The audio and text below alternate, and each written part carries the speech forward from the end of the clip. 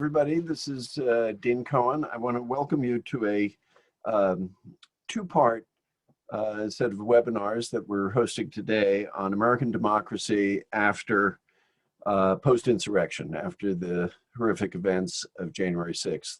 I'm delighted to say that for both panels, we're just tapping internal talent, which we have in abundance.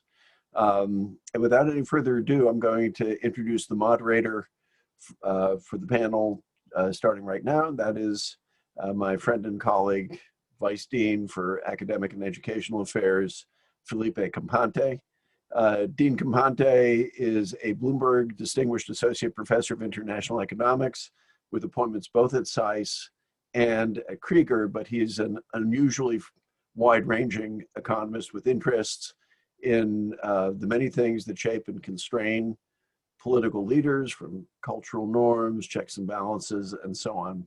And we're just really fortunate to have him with us at SAIS and to be moderating what should be a fascinating panel. And so without any further ado, Filipe, let me hand the floor over to you.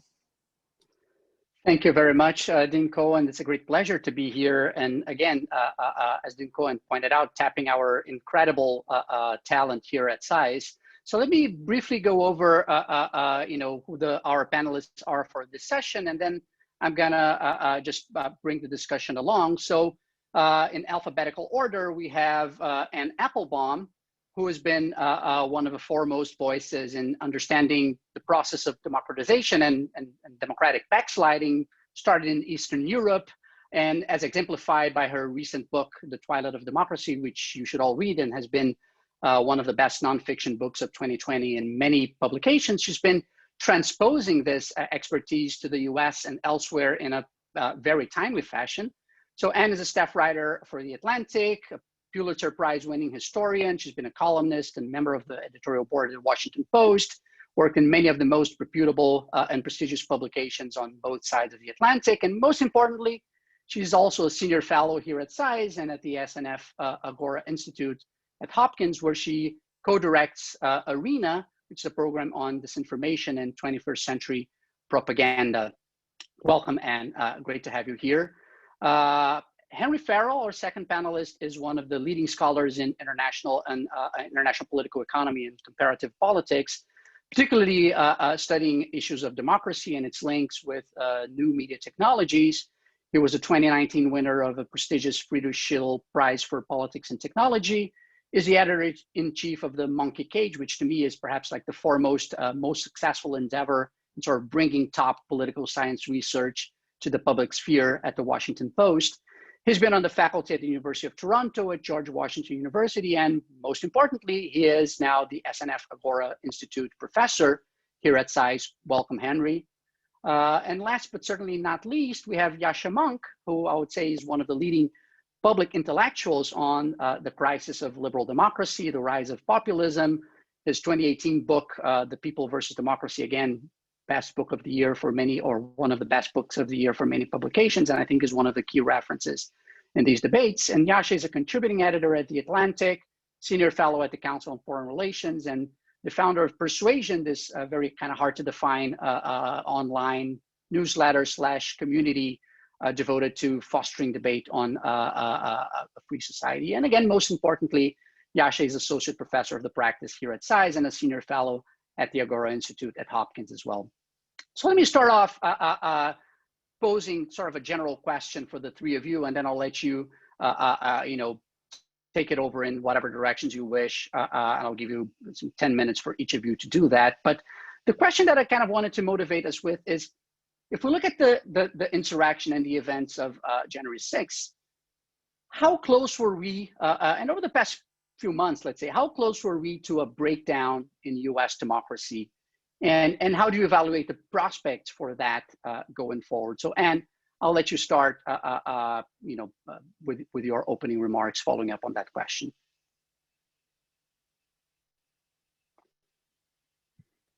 Thank you, Filipe, and greetings to everybody from the SAIS community. I'm glad to be back here at the start of term. I'm back in Washington for the first time in a year, and I look forward, I hope, to teaching a few of you in a writing seminar that I'm conducting at SAIS this spring. I mean, let me start with the events of January 6th by saying, although of course they were shocking, I was actually watching them live from my home in Poland. I had been watching the congressional certification of the election and saw the thing happen in real time. Although of course we didn't understand until later exactly what it was. Although it was shocking, in a very deep way, it was not surprising. And it was not surprising because Donald Trump, from the very beginning of his entry into American political life, was attacking and undermining the electoral system, specifically, but also American democracy more generally. I think a lot of people forget the significance of two things. One is the fact that Trump was the most prominent public advocate of birtherism. And of course, birtherism was the false conspiracy theory that Barack Obama was born outside the United States in Kenya, and that he was therefore an illegitimate president. Think about what it means to believe in that. And some 30% of Americans eventually did come to believe that. If you believe that we have an illegitimate president, that means that Congress, the courts, the electoral system, the legal system, I don't know, the FBI, the CIA, they're all covering it up.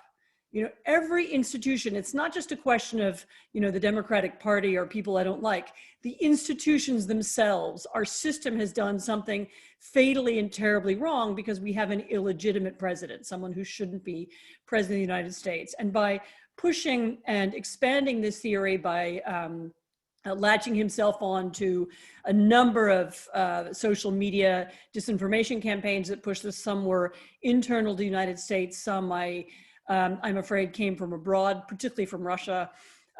By pushing this constantly, Trump rode into public prominence on the idea that the electoral system has failed. Secondly, remember that even in 2016, even after he won, he didn't accept the results of the election. In other words, he actually launched a committee that was designed to investigate the 2016 election and to prove what he was looking to prove was that he had really, in fact, won the popular vote. And by the way, he kept insinuating and insisting that he'd won the popular vote, so much so that many people came to believe that too. He also consistently misstated how many electoral college votes he'd won, and how large his margin of victory was and how historically significant it was. In other words, he spent 4 years undermining the electoral system, undermining people's faith in it, and convincing people that there was something fundamentally wrong with the whole thing. And again, it wasn't just him. There was a whole machine, a disinformation machine, a propaganda machine, aided and abetted by some members of Congress and some members of the Senate, also by even, center-right and far-right media, which even when they just nodded and winked at these ideas, never openly confronted them or said they were. It was very rare to find Republicans all throughout his presidency who went on the record publicly to say, this is a lie, this is ridiculous, this is wrong. And so what we saw on January 6th was not something new, it was the culmination of a long process. It was the end game, if you will, of many years worth of increasing and fortifying the sense that the US electoral system has failed. And think about, again, what it means, not just for the people at the Capitol, but for the many millions of people who support them. A poll taken immediately after January 26th showed that some 21% of Americans supported the Capitol riots. That number might have gone down now as people have seen more footage and, but even if it's 15%, even if it's 10%, that means that there is now a large percentage of Americans, again, who don't accept the rules of the electoral system. They don't believe, the electoral officials in 50 states. They don't believe Republican electoral officials in states like Georgia and Arizona, elected Republicans who confirmed the election. They don't believe Congress. They don't believe the vice president. And so we have a major problem now with a percentage of American society that doesn't accept the rules of our political system, that is now de facto living outside them, and that believes in a completely alternative world and in a completely alternative set of views. So in that sense, I would say that January 6th, while perhaps that moment wasn't the moment of total breakdown, it was a sign that we're much closer to one than we think. I mean, just to leave you with one thought, imagine what would happen what would have happened if some of those elected Republican officials, instead of abiding by the law and conceding that there had been no fraud, instead of accepting the accurate count of votes, had instead taken the other side and sided with the seditionists, with the insurrectionists. And imagine what will happen in 2 years or in 4 years if those kinds of officials are in office. In other words, there is now the real possibility that we will get people in office in the position to be counting and confirming votes who don't believe in the system anymore and are willing to falsify it and manipulate it.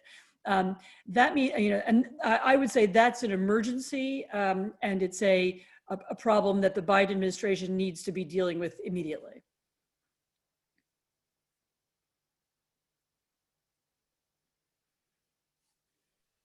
Thanks, Anne. I was struggling with the mute button. So after this very sobering initial remarks by Anne, Henry, let me pass it on to you. How close were we to a breakdown? What does that? What's the outlook going forward? I'm afraid I'm not going to be any more optimistic than Anne on this. I think that we are in trouble, and indeed the ways in which we think about this are in some way complementary to what much of what Anne just said. So if I think about these things, I rely a lot on the thought of the famous political scientist and theorist of democracy, Adam Pravorsky, who cut his teeth thinking about the democratic transitions in Eastern Europe back in the 1990s, and also was concerned then was how do we get from non-democracy to democracy. But ideas, I think, are very, very useful thinking about what the roots of democratic might be. Because Pravorsky is a game theorist. He's a skeptic of many of the kind of more warm-hearted theories of the democracy. And he says that democracy only subsists as long as it is in the interests of powerful actors, and as long as everybody believes that everybody else is going to play by the rules. And so the fundamental thing that you take from that is that we think about democracy as this kind of enduring and self-reinforcing thing, but in fact a world of bitter faction and dispute and armed rivalry may be closer to democracy than we want to think. And so Pravorsky, this all depends upon beliefs. Fundamental claim he makes is that democracy works when we all believe in elections, and most prominent, importantly, and this is the crucial part of his argument, when the losers in an election accept they have lost, when the losers admit that have been defeated, and when they admit that the other side has won. And this is crucial because this is effectively, this is what allows democracy to continue, is the belief that there's going to be some possibility of alternation of power. And so Pravorsky argues that the reason losers will accept their loss sometimes is because both they believe that they have a possibility of winning this time around. There is that certainty, always in the electoral system, because they would think that they're going Henry? to... Yeah. Henry, just a second, like the sound is like a little bit off. It makes it sound as if you were like stuttering a little bit. So I wonder if we can kind of try to fix this on the side. Okay. Yeah, so I wonder if maybe you can try. Are there any suggestions? And someone was asking about like my not being on mute, but I wasn't on. I was on mute when it started. So maybe I would maybe kind of have Yascha put in his words, and then we can try to figure out on the back end like whether the sound can improve, if that makes sense. So yeah, Yascha, why don't even you switching things off and on again, Henry? Perhaps you just want to drop a connection and dial back in. And okay, I will turn off everything and dial back in. Thank you. Okay, sorry about that. So Yascha, why don't you take it on and kind of give your 2 cents or more on that question of like how close are we and have we been to a breakdown? Excellent. All right, I'll try. My problem is that I largely agree with what Anne said, and I think I agree with what Henry was in the middle of saying. So I'm going to try and stir the pot a little bit with, the parts of it where I might slightly disagree, or I can sort of broaden the conversation a little bit. And the first thing I'll say, which is paradoxical, is that I'm very happy about what happened on January 6th, because one of the fears I've had for the last years is that Trump, perhaps 10 years from now, more likely 50 years from now, quite probably 100 years from now, is going to be remembered rather fondly as one of the sort of strange, larger-than-life figures in American history, somebody who seems like he comes from some kind of, strange novel or strange children's book. And that people might remember some of the horrible things he said, and they might sort of note in history books that in some ways he seemed to be attacking democratic institutions, but that teachers at the elementary or the secondary school level would find it very, very hard to explain that to people, because when you look at the nature of the attacks on democratic institutions that we've seen over the last years, and this is typical of populist assaults on democracy, they're very hard to explain to people who are not extremely knowledgeable about the nature of the norms and institutions of liberal democracy. Well, I think January 6th has changed that, because the picture of, the protesters to whom Trump had just spoken, storming the Capitol, disrespecting the Senate offices, putting their feet on the desk of the Speaker of the House, those are all easy to understand. You will be able to show pictures of that to 8-year-olds, to 12-year-olds, decades from now, and they will understand something about what Trump is and what this moment in American history was. And so in a paradoxical way, I think this has cemented Trump's legacy in a way that will ensure that history is actually true to him, something that I wasn't entirely sure about until then.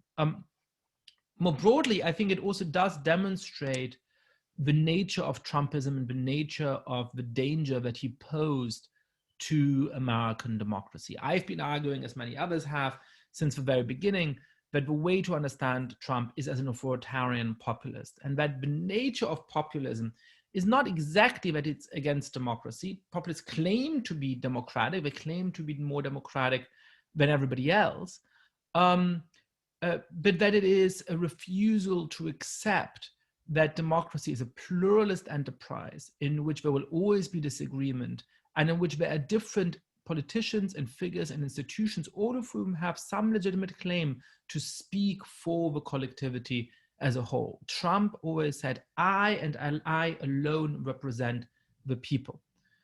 This is the key populist claim that you see from Viktor Orban in Hungary, to Marine Le Pen in France, to Evo Morales in Bolivia, whose Twitter handle is Evo es Pueblo. Evo is the people, a great summary of populism. And that is what has set up Trump into conflict with our democratic institutions for the last years. It's not that he came in thinking he wanted to steal an election, or that he came in thinking that he wanted to destroy democratic institutions, but every time some institution was in conflict with his preferences, every time some institution was trying to curtail what he was able to do, because it was not things that the president could legitimately constitutionally do, he said, how is that legitimate?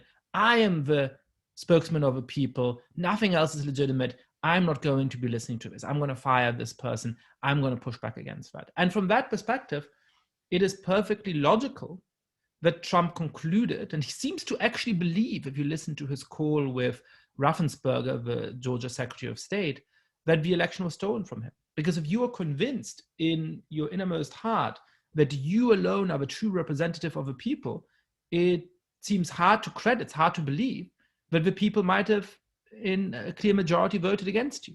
And so I think that the events of January 6th demonstrated something about the nature of Trumpism.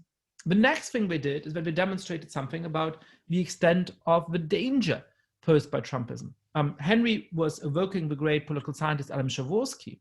Przeworski got a lot of things right in his distinguished career. He also got one important thing wrong, which is that he said that once there's been 2 changes of government for free and fair elections, once you have a GDP per capita of more than about $14,000 GDP, your democracy is safe. The richest democracy that ever collapsed was Argentina, which had just under $14,000 GDP per capita in today's terms at the time. And above that, everything seemed to be safe. And so we concluded, and this is what I was taught when I was in graduate school, that countries like the United States were safe because we'd had many changes of government for free and fair election. We have a GDP per capita way above $14,000. So nothing to worry about. You can fast forward history by 25, 50, 100 years, unless there's some, extreme natural disaster or some really unforeseen event, it's going to be a democracy. Well, I think we've seen that the threat to American democracy is much deeper and more urgent than that. Anne and Henry, in the time he had, made that very clear and very compelling. And all of that threat would, in fact, have been even more severe, even more dangerous, if Trump had not, by comparison to many of the authoritarian populists that we're dealing with around the world, been haphazard, incompetent, and unstrategic. So to me, the great danger, a danger is Trump getting reelected in 2024, which we can't rule out. But a bigger danger is a more competent, more appealing authoritarian populist making the way to office. Probably without the biggest provocations of Trump, which never helped him. I don't think that Trump's most explicit racism or flirting with white supremacy actually ever helped him among the great majority of the US population. I think if you got an authoritarian populist who tamped down some of those appeal, perhaps an authoritarian populist who is themselves Black or Latino, who can, by the nature of identity, quite credibly claim that they're not racist, but they have broken with that aspect of Trumpism, but who also claims to be the true representative of the people, who's also anti-pluralist in this way, who's also leaning into cultural resentment in similar ways to Trump, and who is thoughtful and smart and strategic, as many authoritarian populists around the world are. That, I think, would be an even bigger danger to our democracy.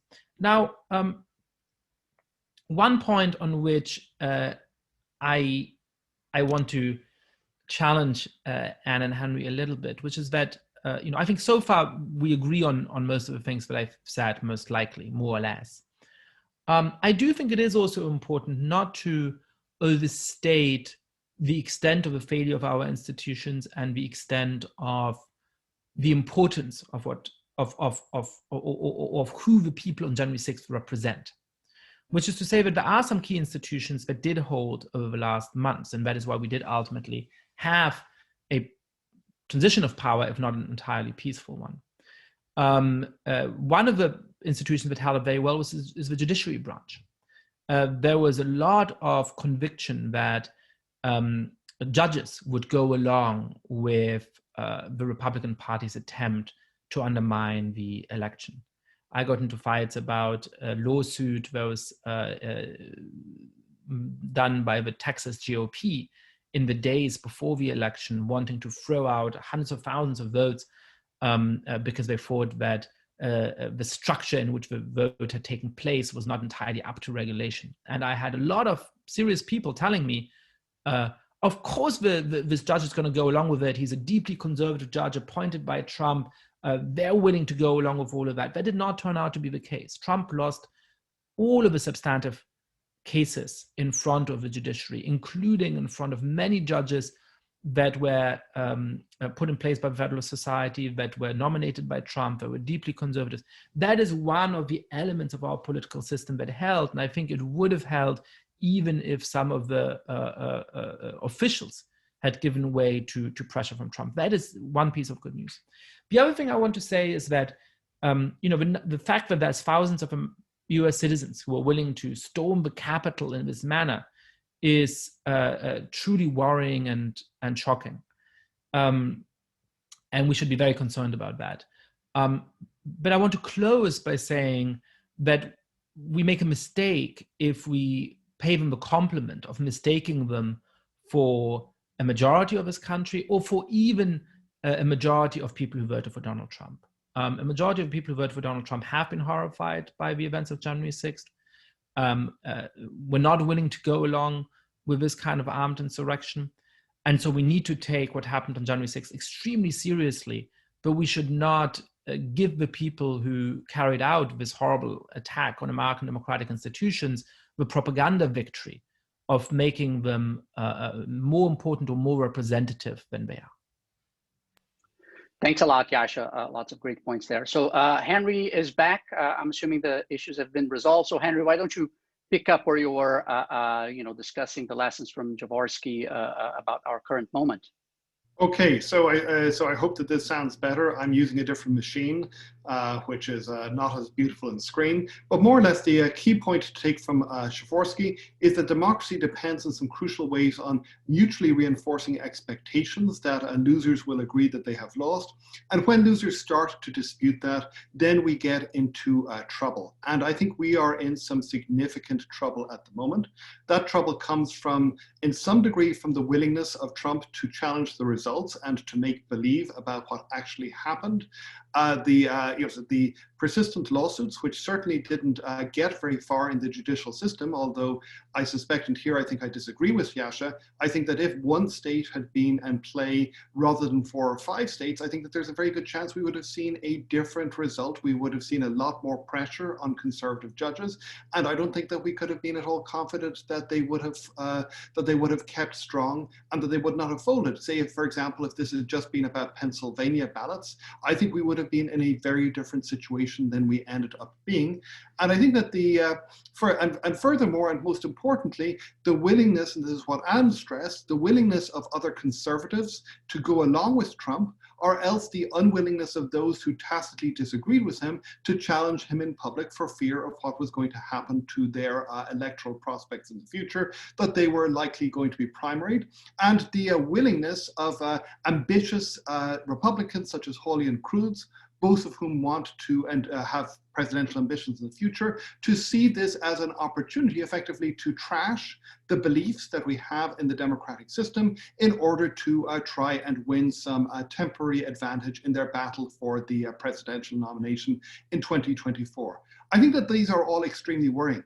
In addition to this, I think that there is a significant problem with this currently dominant faction in the Republican Party, which is Trumpist. I think that there's also a problem with the other Republicans, the people like Brian Kemp, who were on the receiving end of Trump's ire, but also are willing to go for a kind of a soft anti-democratic set of measures, looking to make it as difficult to vote as possible in order to try and win electoral advantage. And this is something where there certainly is quite a lot of support within the conservative judiciary for these kinds of methods, and a lot of skepticism expressed by Roberts and other quote moderate conservatives about the ways in which these have consequences for democracy, and about the way in which, for example, there are now statistically reasonable solutions for many of the problems of gerrymandering that would produce a fairer system. So I think that until we see a world in which we have in which the Republican Party is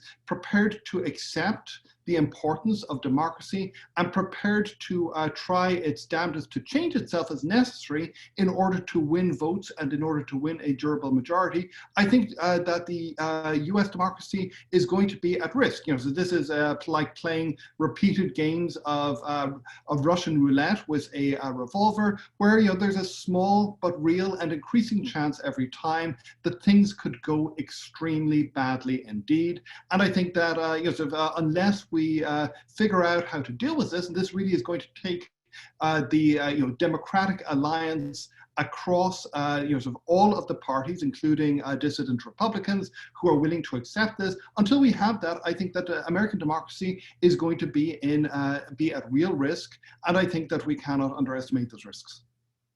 And I'm not sure if I've got more time, but that's basically what I wanted to say.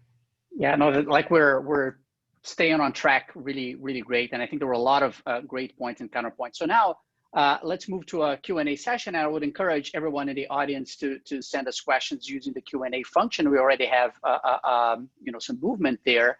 And I'm going to actually start with a question from Neville Hemming. And I think that builds on some of the issues that we've discussed. And I think Anne and Henry in particular on some of the things you've been writing recently. So Neville asks, how are we supposed to move forward or function as a democracy when one party has indicated it is willing to align with conspiracy theories, hate and lies, etc.? What can we do to help? And you recently wrote about, both in your book about kind of how to deal with the what you call the clerks, right? So like the people who let's say provide the infrastructure for some of these illiberal attempts, and recently about how to deal with the or coexist with the seditionists, what you call the seditionists, right? The people who supported this. And Henry, you've alluded to that also, kind of like the role of Republican elites, right? And kind of like their willingness to sort of indulge in some of these gestures. So I'm going to pose the question for the three of you, but I think it's a very relevant one. How do we deal with these, fellow citizens, but also kind of a political party in particular and the role that they play in all of this? So first of all, I would make distinctions. I don't want to tar the entire Republican Party or all of Trump's voters, or certainly not all conservatives, with this label of sedition. It's a smaller percentage. I mean, it's, as I said, more people than we should be comfortable with, but it's not the whole party. In the recent, in the recent piece I wrote, I tried to draw some lessons from other countries that have had not the same problem, but a parallel kind of problem, namely deep polarization and division leading to civil war and violence that have led countries to be very divided. And I've looked at some of the tactics that have been used to deal with that. I mean, I'm talking about Northern Ireland, I'm talking about Colombia, I'm talking about places that have had long-term insurgencies or civil wars. Obviously, that's not our situation, but we can use that kind of thinking, I think, to think about the problem. And the most important message, and I think the Biden administration has understood this, but the most important thing you can do is change the subject. In other words, it may well be that we can't have a dialogue anymore about the most important things. In other words, we may not ever agree who won the election. We may not agree on some very deep issues.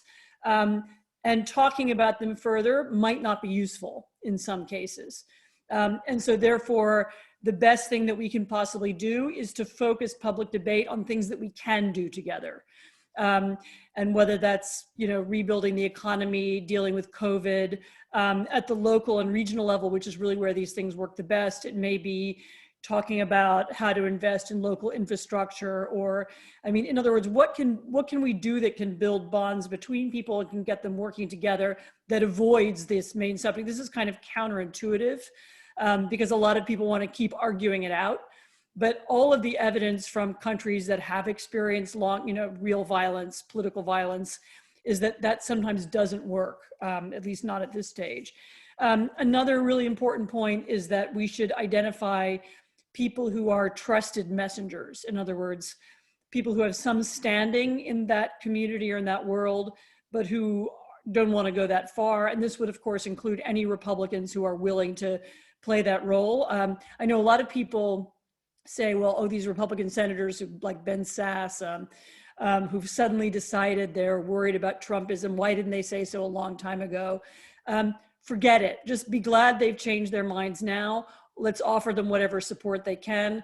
Whichever members of the Republican Party are willing to use whatever status they have inside the seditionist or insurrectionist community, and continue to persuade them to stay inside the American political system, the better. More importantly, might be religious leaders, might be business leaders, might be, Army veterans in some communities. And it would be useful. It's something that's very hard to think about on a national scale, but certainly on local and regional and city levels, I think there are already people beginning to think like that. I noticed that the questioner asked about what you can do personally, and obviously what you can do personally is maintain a dialogue with the people who have fallen down the conspiracy rabbit hole. Do what you can to present them with reality. Offer them, the main lesson from both from post-insurgency and also from exit counseling, which is given to people who've been in cults, is that the more you can offer them some vision of their own future inside, an America run by Joe Biden or run by a Democratic Congress, the more you can point them to things they can do or niches they can fill or roles they can have, the more likely you are to pull them away from that cult-like dependency on the alternative reality. I mean, the difficulty of this is, and this is the last thing I'll say, is that for the people who are in that alternative reality, it's a very absorbing, meaningful world. So when they post something in a QAnon community, they get millions of likes and attention. When they contribute to one of those fora, they immediately feel that they have lots of friends. They're part of something that seems to them very real and absorbing. Anything you can do to get them out of that or away from that, or to offer them some alternative would be useful. Yeah, I think this really went in the direction of answering another question that we had here from Marianne Etsasi, which is really kind of about like solutions and sort of concrete ways that we could tweak or sort of modify our institutions to sort of deal with this situation. So just wanted to add this, and Yascha and Henry, kind of hear your thoughts about, how do we deal at an institutional level with, the forces that are kind of present in the political system, and particularly, let's say, in the Republican Party. What can we do concretely to deal with that?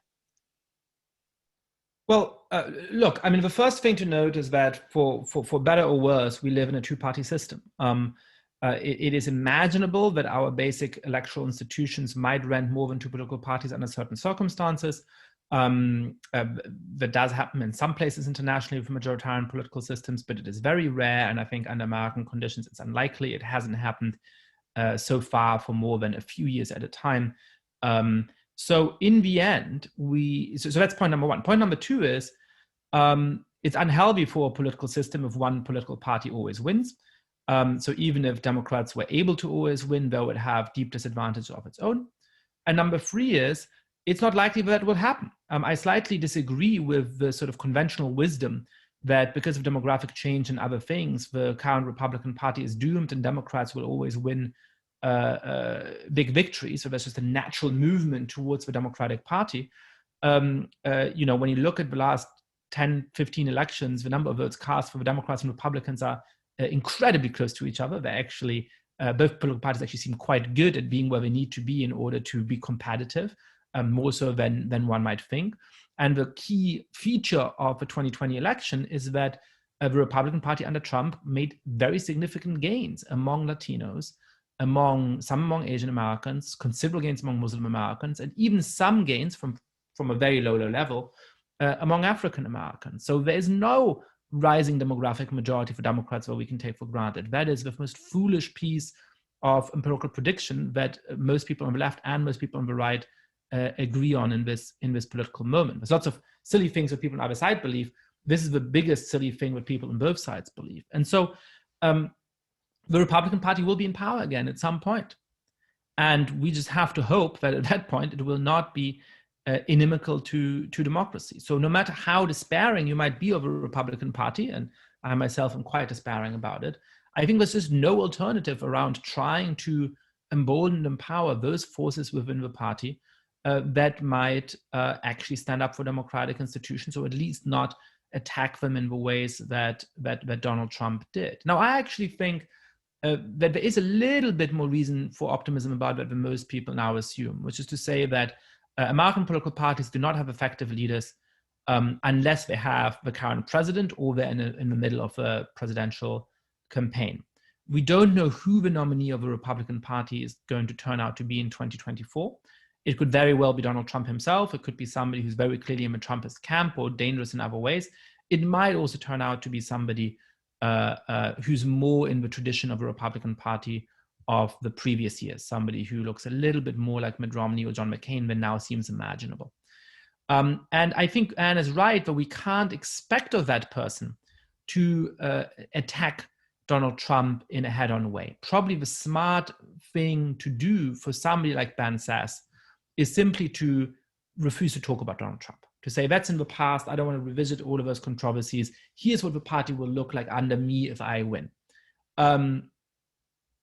You can call that cowardly. It is. You can call that unjust. It is. But if that's what it takes for somebody to wrest the Republican Party back to some form of, not moderation exactly, but non-anti-democracy, let's call it, then I think that that's a price that we should be willing to pay. I want to say one last thing, though, because if there's one thing that I've really changed my mind about in the last 4 or 5 years, is that I used to write off attacks on elites and democratic institutions as just sort of empty and dangerous rhetoric. I did not feel that it had much justification in reality. And in trying to understand how it is that these figures are rising in so many countries around the world, a task that I think we still don't take seriously enough, I have to say that I've come to credit not the solutions and not the figures talking about it, but the underlying motivation a little bit more than I did 4 or 5 years ago. I think there is a tendency of elites, and I think every person on this call, is whether they think of themselves as that or not, an elite, by virtue of being at SAIS, by virtue of getting a graduate degree, by virtue of being a faculty member here, by virtue of having the time and leisure to think about politics on a Thursday morning. I think we have a tendency to sit in judgment of and write off our fellow citizens.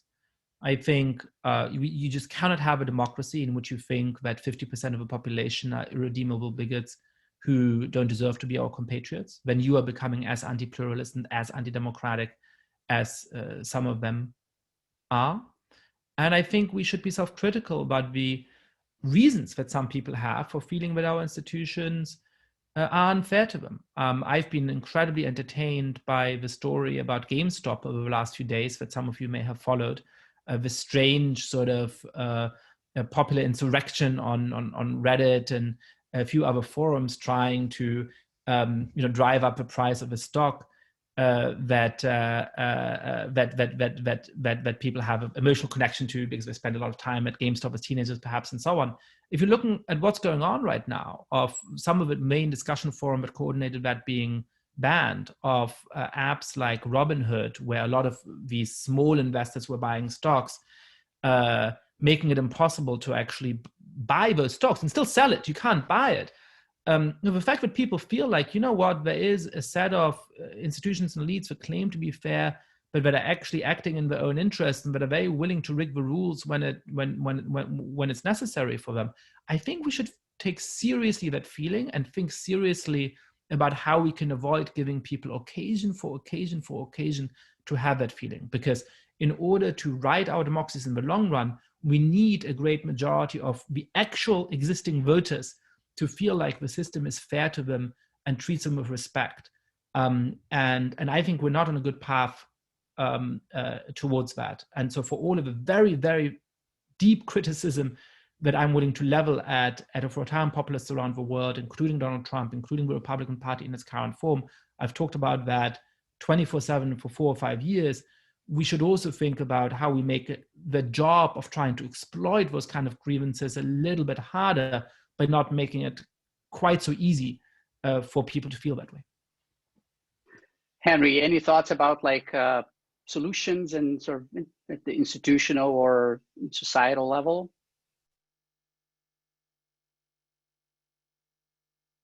You're on mute, Henry.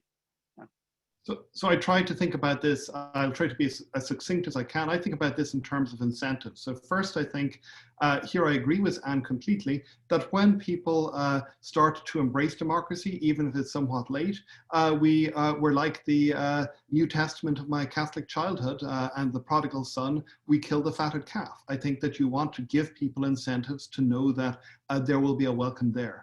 Second, and I think the corollary of that is that you want to make disincentives for people who behave in irresponsible ways. So when I see Josh Hawley complaining that he has been cancelled, I think that this is perfectly what is happening with him in terms of people isolating themselves from him. I think that this is perfectly acceptable and legitimate, and I think that we ought to think about ways in which politicians know that if they flirt with the possibilities of anti-democracy, that there are going to be punishments which are going to make it not worth their while to do this.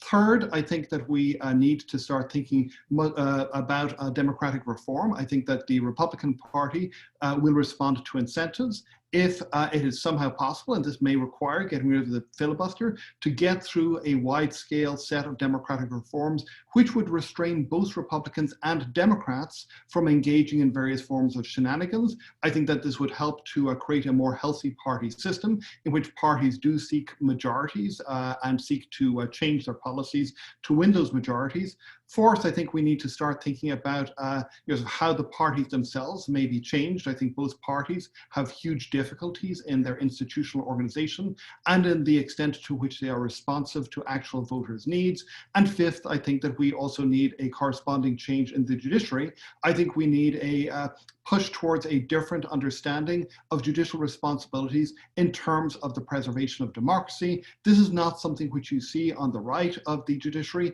It's not something which you see being articulated nearly as well as it ought to be on the left, but I think that it could have enormous benefits. Well, a lot of great thoughts and ideas here. I want to switch directions a little bit, following up on the question by Gunnar Guts, who's asking, where do you think the state of US democracy under Trump and presumably, I think, going forward, where does it rank compared to other countries? And he mentions Poland, Hungary, Bolivia, some of which you guys have written and thought about a lot. So how do we think about the state of US democracy in comparative terms in that sense? I'm happy to start. I know that Yascha and Henry can also speak to this. I don't think I'm not that interested in making comparisons or rankings because, I don't know, how do you compare an assault on the judiciary in one country to an assault on the press in another country? I'm not sure that you learn that much from it. I think the important thing for, particularly for Americans though, and for others who study this problem, is to understand how deeply similar all of these problems are. How the nature of polarization in the United States is actually not that different from the nature of polarization in Poland.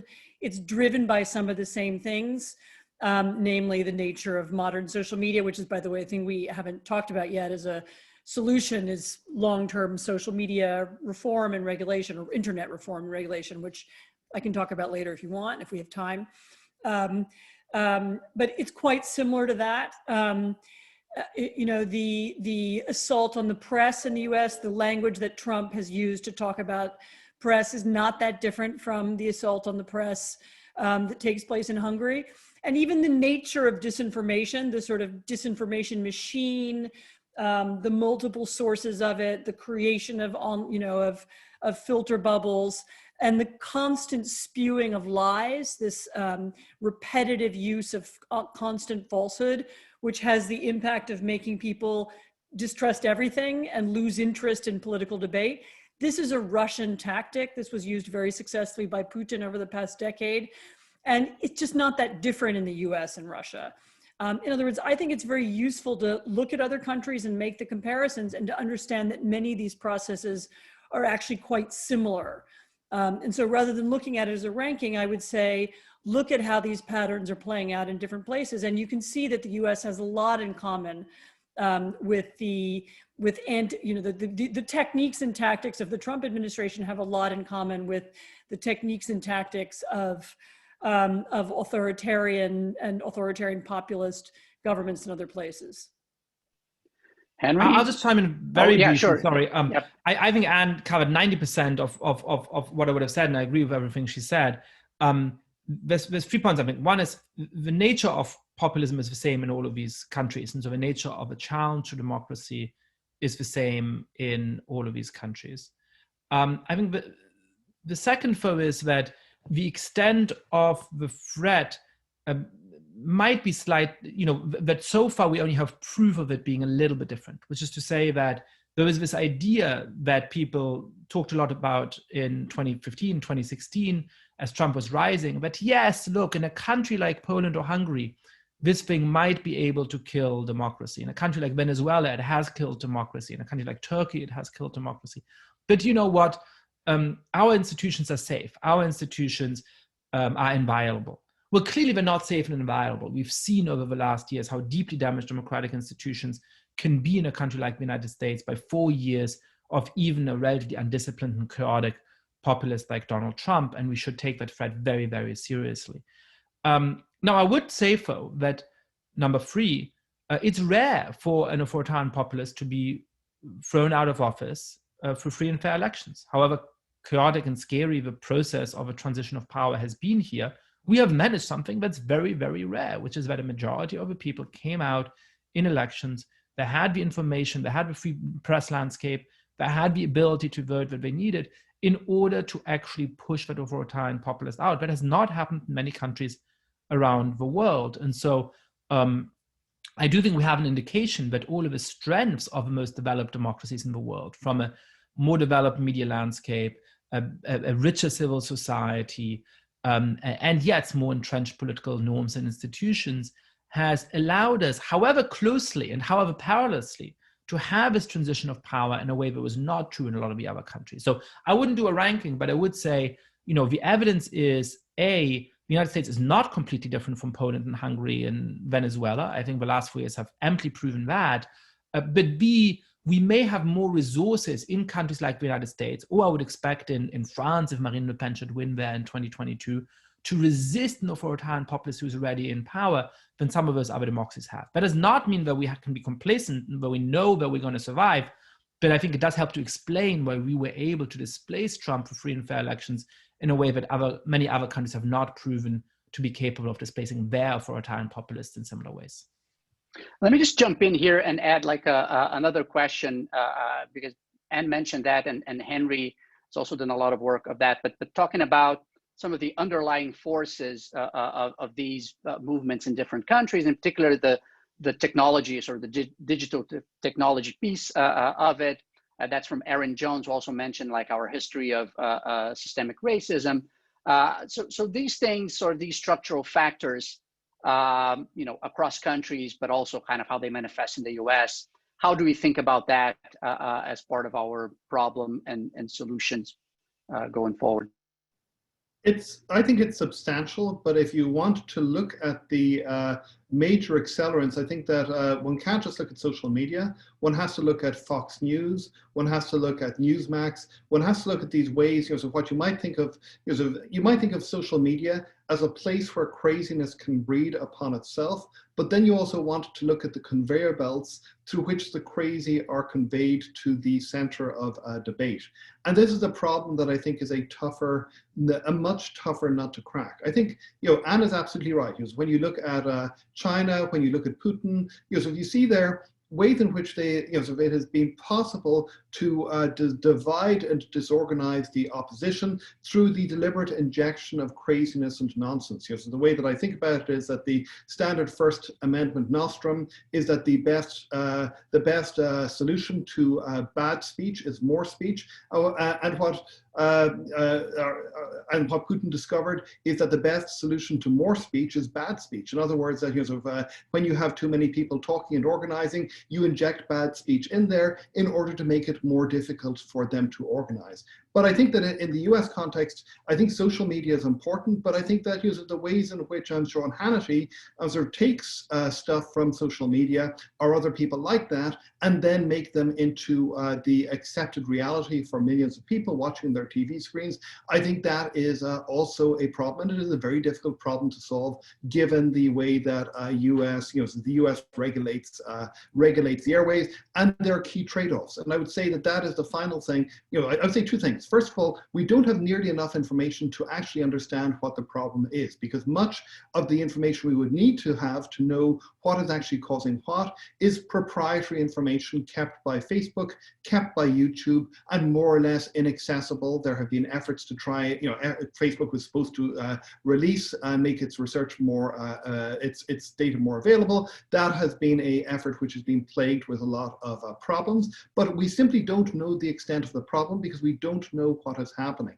And and that has problems because there aren't any perfect solutions. So it's very hard to get from the situation where we are now into a situation where the crazy is less prevalent than it is. And every solution that we have is going to face trade-offs. So if you, for example, shut out these people from using Twitter, they're going to go to other services. It may well be that this has long-term benefits. We may be better off if people don't have a public audience and if the crazies are just talking among themselves, but it may also be that there are real problems associated with that, and we cannot assess the trade-offs. We cannot figure out what are the least worst solutions without much better data and much more information than we have about this public sphere of conversation and argument and democratic debate, which has essentially become privatized and hence out of the capacity of public thinking to understand how best to reshape it and reform it.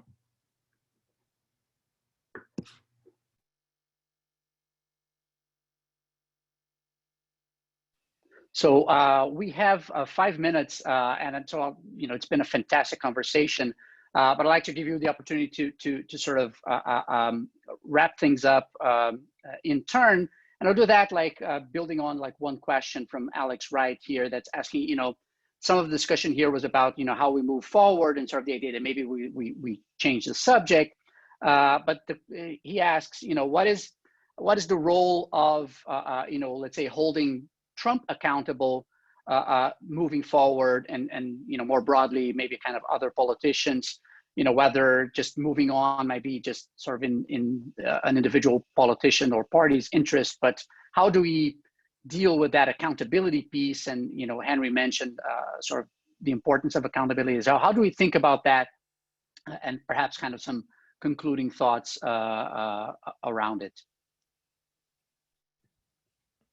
Well, look, I'm Jewish and I grew up in Germany.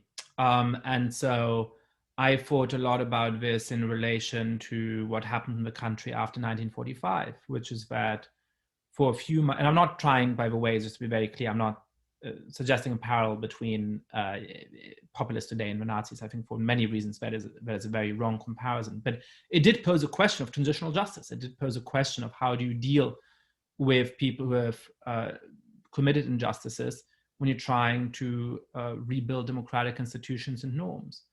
And what happened essentially is that a few people were punished sort of slightly haphazardly, but by and large, people got off, and by and large, the most important people got off. And I grew up being deeply critical of that, being outraged by the fact that essentially the equivalent of the chief of staff, of the White House chief of staff, I suppose, the Kanzleramtschef for the first post-war Chancellor Konrad Adenauer had written the official commentary on the Nuremberg race laws, for example.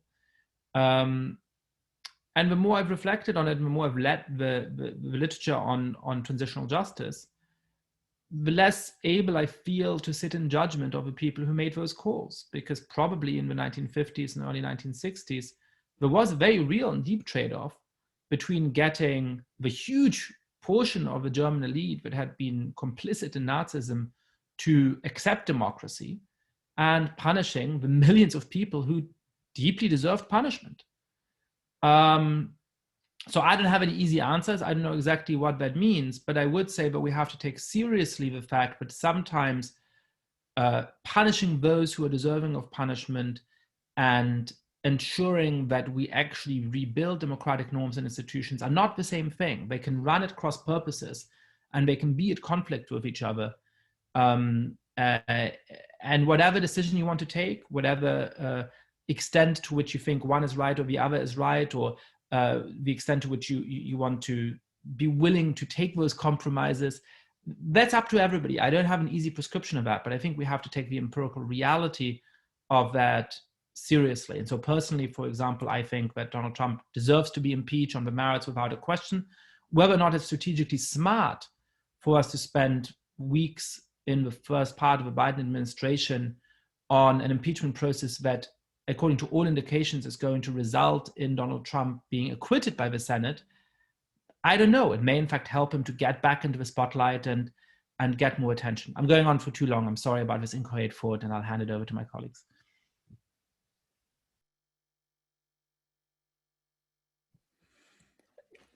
I'll just say briefly, since we're basically out of time, you know, I do believe people should be held to account for crimes they have committed.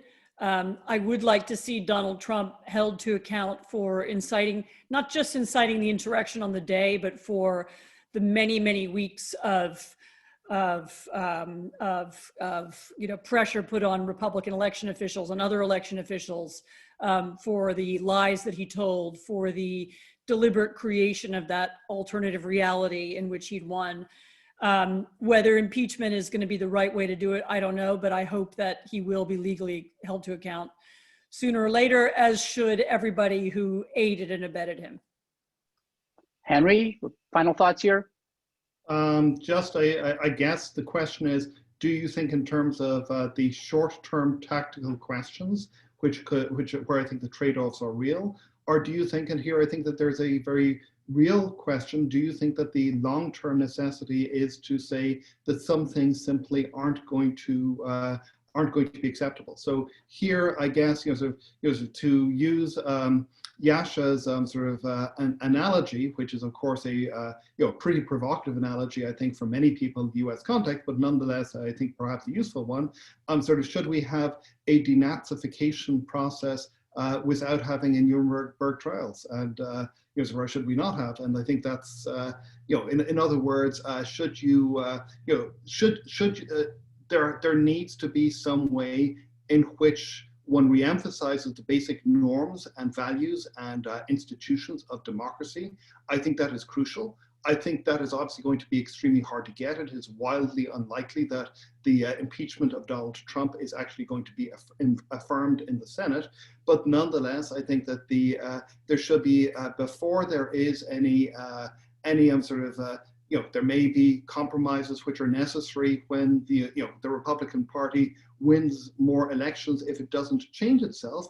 But I think that there also needs to be a very strong emphasis on figuring out ways to signal as strongly as possible that what happened over the last couple of months is utterly unacceptable, because we don't have that, then the long-term danger to US democracy hasn't been assuaged. And it just remains for a closer election with more ambiguous things, for this problem to rear its head with perhaps extremely devastating long-term consequences.